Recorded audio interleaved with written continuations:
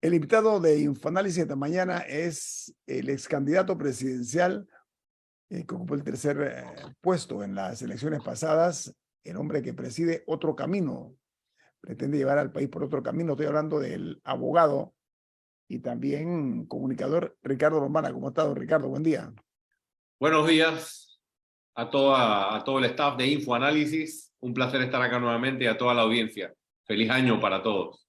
Gracias. Ricardo, vamos a comenzar por una situación que ha sorprendido a pocos, realmente no a muchos, porque los honorables diputados son una caja de sorpresas. La verdad que son personas muy creativas, ¿no? Pero dentro del rosario de situaciones que se presentan en una política muy singular por parte de estos diputados, hay una ola de críticas contra un miembro de la Asamblea que el domingo cerró, ¿sí? Cerró una vía importante de San Miguelito, la vía principal, para regalar bicicletas. O sea, las puso así en orden en la calle y las repartió como si fueran pastillas, ¿no? Perjudicando a miles de personas. Eso para no pocos es un acto de obsceno clientelismo. Yo le pregunto, abogado Lombana, los números no engañan. Estamos hablando de 1000 bicicletas, son unos $100,000 más o menos. Pensemos que cada bicicleta cuesta $100. $100,000 es el regalo que ha hecho este diputado. Pero si hacemos los números, el salario del anual serán unos 70 y tantos mil dólares. ¿Cómo cuadran esos números, doctor Lombana? Y además de eso, ¿qué le parece esta nueva modalidad de lo que no pocos llaman clientelismo puro y duro? Bueno, usted sabe que este tema es un tema que ha estado presente en la agenda pública y la agenda política del movimiento Otro Camino, e incluso de mi recorrido y mi presencia en la arena política desde que inició nuestro recorrido hace ya más de 5 años y medio. En primer lugar, esto ocurre tanto por el diputado Pineda como por cualquier diputado que practique clientelismo, ocurre porque el sistema se lo permite. Empecemos por allí. El diputado incurre en este tipo de actos, clientelismo, que rayan definitivamente en delito electoral, para no mencionar otros posibles delitos.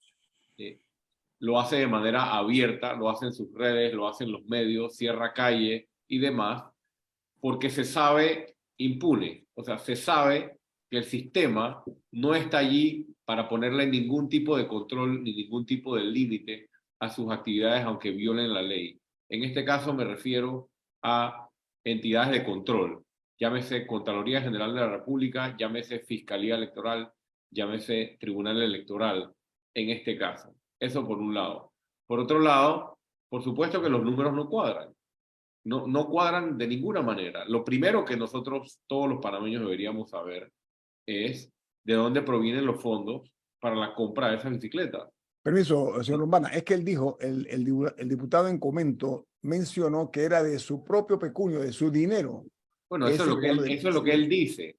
Eso es Ajá. lo que él dice, pero el diputado Pineda creo que olvida que la población no le cree. Y las instituciones están para precisamente encontrar la verdad, encontrar los hechos. Si no se hace la rendición de cuentas como se debe, o sea, una cosa es la palabra del diputado Pineda, otra cosa es la factura, la transferencia bancaria, la constancia de la donación, la constancia de dónde provienen los fondos. Hay muchas formas en que la ley establece que tú debes probar estas cosas, y los funcionarios, en este caso un funcionario de elección, tienen sus normas. Tienen no solo las normas éticas de la Asamblea Nacional, las normas éticas de los funcionarios públicos, sino también tienen ciertas prohibiciones a la hora de actividades proselitistas y a la hora de actividades de dar dádivas, clientelismo y demás a la población a cambio de el voto. Entonces, él podrá decir que no estamos en medio de un proceso electoral. Sin embargo, él es un diputado de la República. ¿De dónde obtiene un diputado de la República que no gana esos fondos, esa cantidad de dinero? Esa es la pregunta que todo el mundo se hace. Recientemente lo vimos en unas fotos, en un avión, volando a otro país, y no es la única vez que a este diputado se le ha visto ostentando en este tipo de actividades que definitivamente no se sustentan. Pero lastimosamente, creo que en el fondo, la ausencia de instituciones de control permiten que diputados hagan esto en la cara de todos los ciudadanos, y al final los perjudicados son los niños que reciben estas bicicletas porque quedan en el medio de una discusión que creo que mancha un poco al final la expectativa ¿qué te digo? La aspiración que pueden tener esos niños de tener una bicicleta, que en el fondo esa aspiración que tenga el niño evidentemente no es nada criticable. Ahora, señor Mara, Sí. perdón, y Milton, disculpa. Bueno, no, quería aprovechar también tu presencia. Fuiste el tercer candidato presidencial más votado en la pasada elección, como muy bien dijo Guillermo.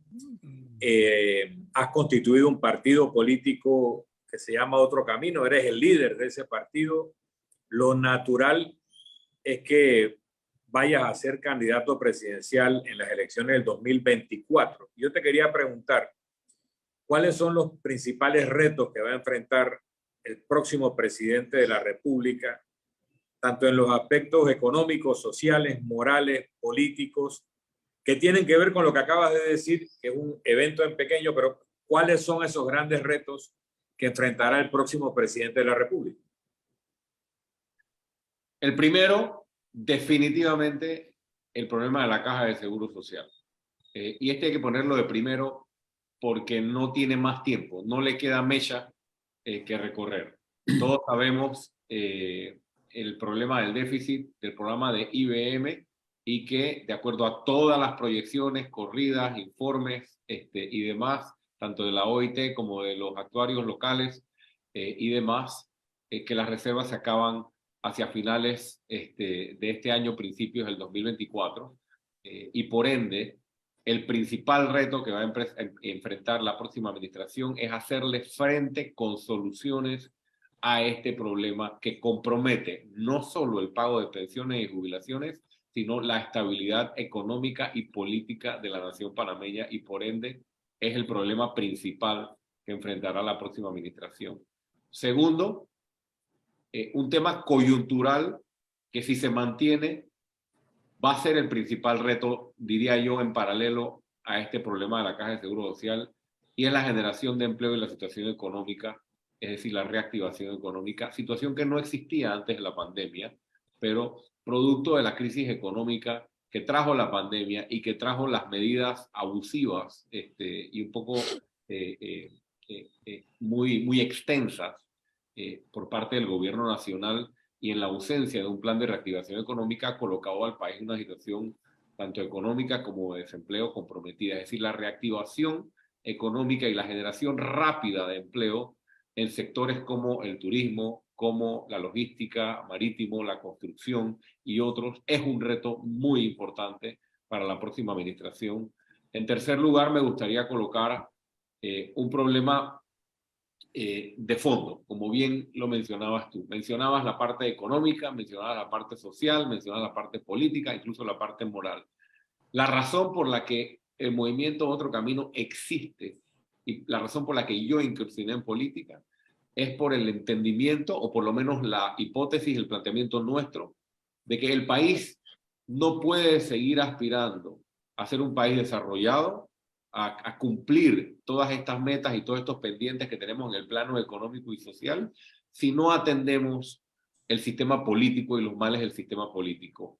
Y aquí estoy hablando tanto de la debilidad y la distorsión institucional que existe, lo cual implica modificaciones constitucionales en tanto al órgano judicial, el órgano legislativo y también, ¿por qué no?, el órgano ejecutivo, y el desmantelamiento del Estado clientelista, como lo hemos venido llamando a esta situación desde hace ya un buen rato. Y aquí esto se divide en varias propuestas o en varios retos, porque por un lado está la profesionalización del sector público, para que los nombramientos no sean a cambio de favores, sino que vayamos encaminándonos hacia un sistema de méritos en la administración pública, cosa o sistema que tiene cualquier Estado que hoy ha alcanzado su desarrollo económico y desarrollo humano. Y por otro lado, instituciones de control que sí tengan las herramientas para hacer cumplir, obviamente, todas estas violaciones que ocurren ante nuestras narices. Y finalmente, en el plano social,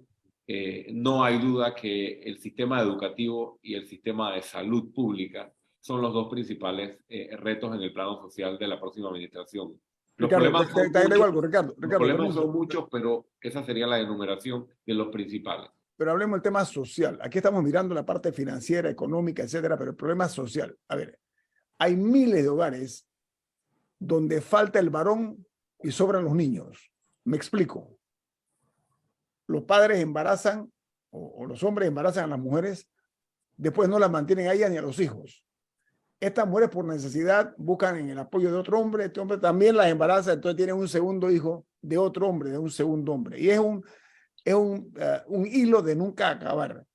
¿Cómo podemos hacer para mitigar ese impacto negativo que hay en familias, por una parte algunas tan fraccionadas, fracturadas, y la otra que haga falta el varón en casa, Ricardo? No, ¿cómo promovemos que las mujeres puedan tener sus propias microempresas y que puedan, facilitarles Era por conseguir ahí. un empleo para que no dependan de ningún hombre que La las tenga que respuesta es por ahí. mantener? Esa palabra no me parece que tenga que estar como posible medida.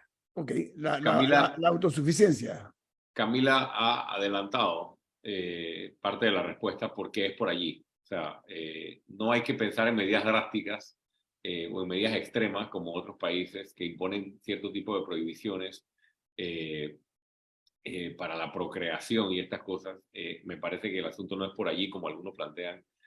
Hay una combinación de dos factores. Uno, el acceso a educación para toda la población, para tener las herramientas para precisamente poder subsistir. Y segundo, todos sabemos que gran parte del problema de la discriminación o de la falta de igualdad de la mujer en Panamá muchas veces tiene que ver con la independencia financiera y la imposibilidad que tiene la mujer de tener acceso tanto a la formación como siempre estar encargada de esos niños que tú mencionas, Ñito, y no tener la posibilidad de tener la independencia financiera. Eso pasa por programas de capacitación para la mujer, programas de emprendimiento para la mujer, pero no estoy hablando de programitas de darle $1,000.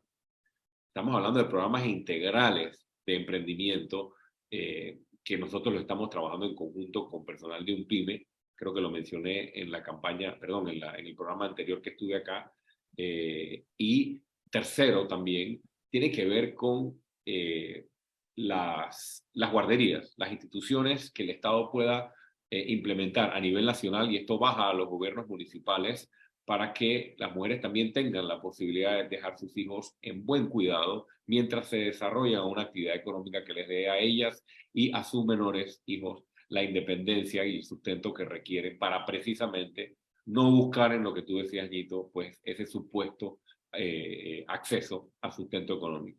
Ricardo, es importante. Sí, porque sí me gustaría agregar ahí. Estos centros a los cuales hace referencia para que las madres puedan dejar a sus hijos, hay experiencias que nos obligan a llamar la atención de que debe haber controles, pero sobre todo vigilancia de estos centros donde pueden darse abuso de los hijos ajenos. Vamos al corte comercial. No, pero sí me gustaría agregar, hay 10 segundos, que en términos de educación, sí, siempre es bueno que haya más, pero las mujeres ya se están capacitando más que los hombres en las universidades. Así es. A la hora de las profesiones que se gradúan, lo que pasa es que no están, como correctamente indicó, una vez que ya tienen esa educación, no están consiguiendo las oportunidades para poder ponerlas en práctica, y además falta fortalecer el tejido social para que tengan el apoyo que necesitan para poder salir adelante. Y las oportunidades. Vamos al corte comercial. Estamos platicando con Ricardo Lombana. Nos distingue esta mañana aquí en Infoanálisis. Viene más. Ahora sí tengo la mención a las 8. Listo. Le paso el cue, Milton. Sí, gracias.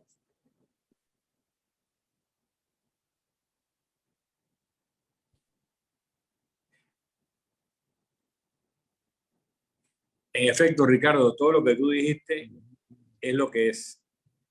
Lo malo es que hay como 3 ciclos presidenciales que se sabe que estamos allí y cada presidente acaba pateando la pelota, pateando No quise decir eso porque no era parte de la pregunta, ¿no? Pero al final, cuando estaba terminando la respuesta, pensé pensé en eso mismo, de que pensándolo bien, debería responder esta pregunta igual hace 5 años y hace 5 años atrás, ¿no? Sí. O sea, hay que ver qué es lo que se encuentran los presidentes cuando se sientan en la silla, que les paraliza y dicen, no, dale sin medidas paramétricas, dale, pero no te metas con los gremios docentes. Entonces, no entran de lleno en los temas. Viene, pues, viene.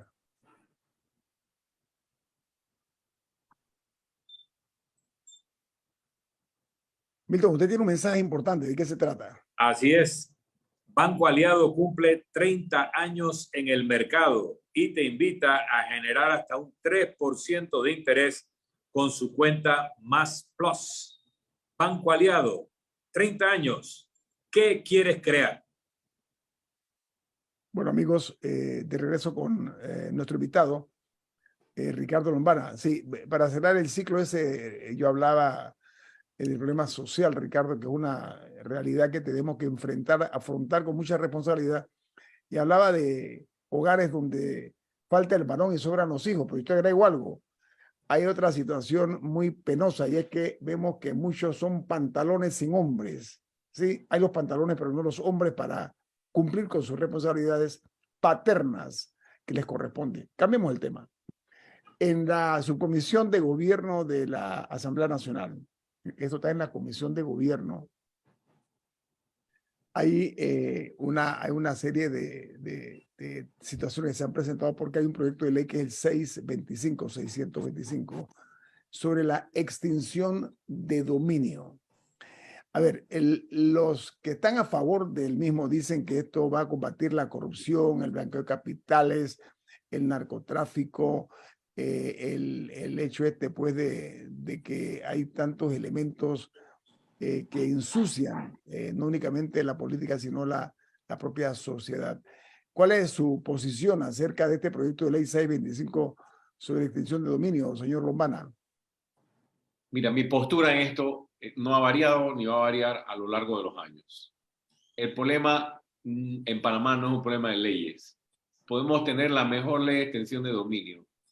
Mientras tengamos gobiernos que llegan a robar o a acomodar a sus grupos o a responderle a intereses, vamos a tener las mejores leyes de extensión de dominio, la mejor constitución, los mejores marcos jurídicos para combatir cualquier tipo de conducta, y el problema va a seguir. Esa es mi postura puntual sobre este tema. Sí, la ley de extinción de dominio es buena, ha demostrado ser buena para el combate a la corrupción, al blanqueo, a la recuperación de fondos por parte del Estado y demás. Sin embargo, el proyecto actual, según he visto, podría requerir algunas modificaciones o ajustes, pero al final del camino, el problema de la corrupción en Panamá no es la ley de extinción de dominio, ni cualquier otra ley que se requiera o que se pueda pretender en un paquete de leyes anticorrupción. A ver, Se requiere un gobierno encabezado por un presidente que esté determinado a combatir la corrupción, que no llegue al gobierno para responder a ciertos grupos o llenar los bolsillos de ciertos grupos y colocar en los cargos de control y en los cargos o los nombramientos que tienen que ver con investigación y administración de justicia a personas que lleguen realmente a aplicar la Constitución y la ley. Porque como lo he dicho antes, Guito, aquí no hay ninguna ley que te permita pedir coima de 20%. Aquí la ley prohíbe todas las conductas que vemos día tras día. Taxativamente las prohíbe la ley. Ricardo, hay una frase aquí se prohíben, aquí la Constitución prohíbe ciertos actos específicamente y diariamente se violan. Entonces, entendamos que parte del problema de fondo de este país no es tener las mejores leyes, sino tener a las personas que realmente vayan a cumplirlas en los cargos de mando y en los cargos de control y fiscalización. Ricardo, tú conoces la frase que dice juventud, divino tesoro, ¿no? Me imagino. Sí, por supuesto. Y yo soy, aquí en Panamá, yo soy uno de esos jóvenes. Oye, en Panamá la clase política lo cambió, ahora es corrupción, divino tesoro. Esa es la nueva frase que hay en Panamá y me explico por qué. Porque la impunidad se pasea rampantemente por nuestras calles. Mi pregunta, hablabas de el tema de la Constitución. argumentan algunos de los que están corrosivamente atacando este proyecto de ley 625 sobre lo que se denomina la extinción de dominio, alegan que es violatorio de la Constitución. Tú como abogado, ¿qué opinas? Sí tiene, lo hemos revisado, sí tiene algunos elementos que podrían atentar contra la Constitución, pero mantengo mi punto. Nosotros no le estamos poniendo mucha atención al proyecto por esa razón, porque me parece que el enfoque, o por lo menos desde el punto de vista nuestro, el enfoque no es por ahí, el enfoque no es impulsando todo un nuevo paquete de leyes si no se tiene a las autoridades realmente con la determinación de implementarlas. Pero sí, el proyecto tal como está requiere ciertos ajustes, requiere ciertas modificaciones y sí podría tener algunas contradicciones con nuestra Constitución. Ahora, se está hablando de que puede ser un arma a usar por políticos que puedan tratar de utilizarla como un arma poderosa contra sus adversarios políticos. ¿También le ves esa posibilidad, Ricardo? Sí, como todas las leyes que puedan tener algún tipo de poder confiscatorio o algún tipo de poder de alcance por parte del Estado, que pueda servir como de medida de presión o de amedrentar, como lo hacen a veces con la Dirección General de Impuestos o como lo hacen a veces con otro tipo de leyes que permiten este tipo de presiones. Me parece que el problema no está en la sábana, el problema de Panamá no está en la sábana, y aunque requerimos una ley de extinción de dominio y nosotros estamos a favor de ella, no es el enfoque para nosotros el que debemos darle, porque esta presión se puede ejercer con otras herramientas y siempre podrá haber políticos que lleguen a cargos de poder para ejercer ese tipo de presiones y querer lograr algo a cambio, como ya lo hizo un expresidente de la República que pretende volver a la presidencia. O sea, todos sabemos que su presidencia se basó precisamente en utilizar esas medidas o esos mecanismos. Ahora, Ricardo, hay una realidad, ¿no? Hay gente que confunde por ejemplo, la firmeza con la represión. La solicitud de que haya mayor firmeza por parte de los operadores de justicia está ahí latente, pero hay muchas dudas e inseguridades producto de todo lo que ha ocurrido en los últimos años. Desde tu opinión, Ricardo Lombana, en este momento, perdón, se vería también que esto no únicamente afectaría a las finanzas del crimen organizado, que es lo que argumentan también otros sectores, sino que el lavado de capitales, el blanqueo de capitales es una realidad que está latente. ¿Coadyuvaría en serio esta ley de extinción de dominio a combatirlo? Sí, si la aplicamos. Si la ley de extinción de dominio el día de mañana es una realidad y se aplica, definitivamente que ayuda. Y hay ejemplos en otros países y otras jurisdicciones en que ha servido para combatir y para afectar esas finanzas del crimen organizado. Y definitivamente que dentro del paquete de leyes anticorrupción o de combate al crimen organizado pudiera ser una de esas piezas importantes, pero tiene que haber un compromiso. Yo estoy muy preocupado, por ejemplo, y en el movimiento Otro Camino estamos muy preocupados por la narcopolítica y por la introducción del dinero que viene de actividades criminales, del crimen organizado y específicamente del narcotráfico hacia la política. Porque al final lo que ocurre al permitirse esto de manera impune, de manera abierta, es que quedamos con personas vinculadas al crimen organizado en puestos de gobierno, en puestos o con funciones o con facultades de autoridad. Entonces, ¿qué mayor complicidad requiere el crimen organizado que tener funcionarios, ya sea de elección popular o a veces de nombramiento, que respondan a sus organizaciones o que sean financiados, aunque sea parcialmente por sus fondos?